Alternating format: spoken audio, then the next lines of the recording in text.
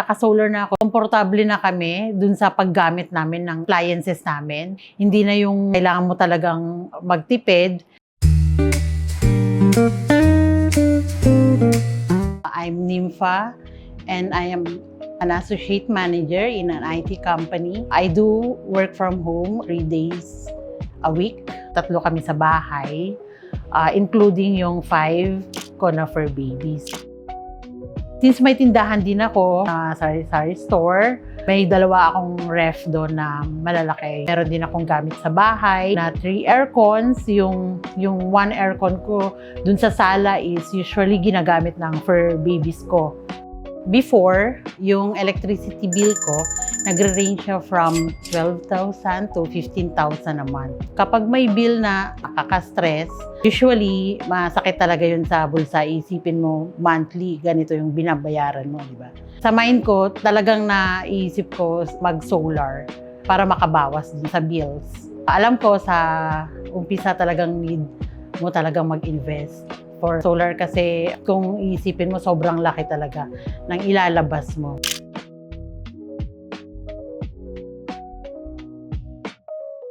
Nung nalaman ko na rent-to-own solar at 0 down pa, ang first monthly payment mo pa is after the installation.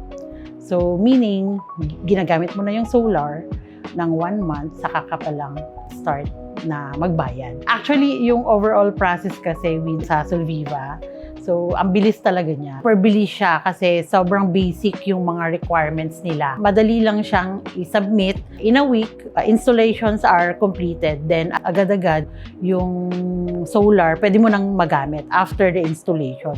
Yung first bill ko, almost 50% sa previous bill ko yung binaba niya. Ang laking tulong talaga sa pagbawas ng finances ko. Kung dati, hindi pwedeng sabay-sabay yung aircon at dapat gabi lang siya ino-open para makatipid. Kung alam mo yung matutulog ka na lang, saka lang siya i-open. So, ngayon, nung naka-solar na ako, unlimited na yung paggamit at wala ng restrictions. I wish I knew Solviva rent-to-own sooner so I could have switched earlier to solar. But still grateful that I have already switched now and it's not too late. Yeah.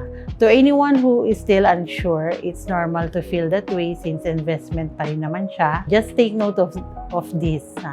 Yung pagbabayad natin ng electric bill is forever yan until buhay tayo. But for solar, may certain period of time lang siya na magbayad, then it's yours na. I highly recommend Solviva to anyone who plans on getting solar for their home.